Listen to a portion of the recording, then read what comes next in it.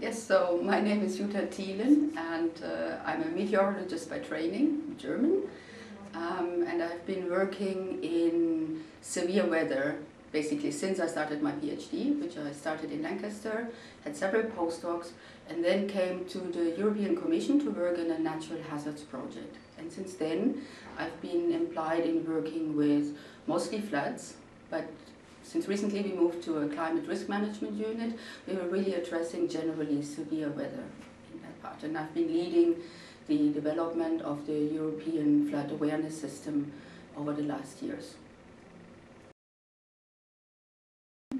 Well, the European Commission is one of the major donors with regard to humanitarian aid.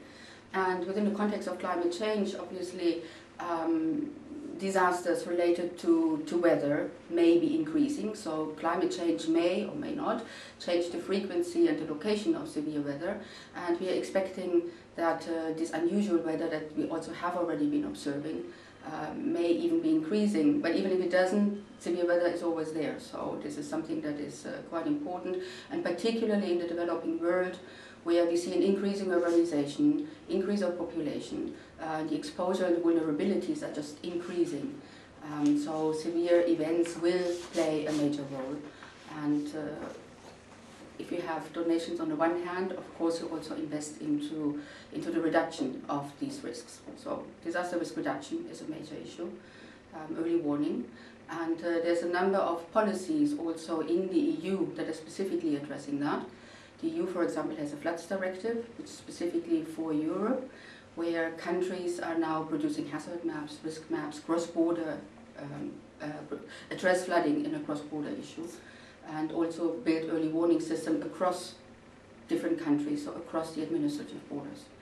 And there's it's been recently a strategy on the adaptation to climate change, and there are, of course, international projects like Yogo framework, that will be renewed in 2015.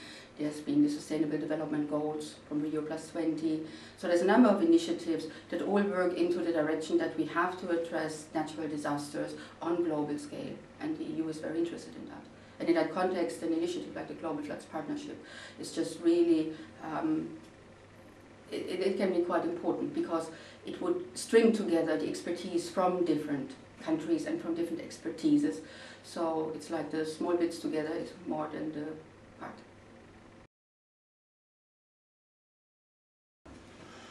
Initially we are targeting really the different end users, but mostly at the beginning humanitarian aid. Those that would require an overview of the disasters, like floods in that case, a global overview so that they can manage better and anticipate deployment of goods and aid and help and just help them with the planning.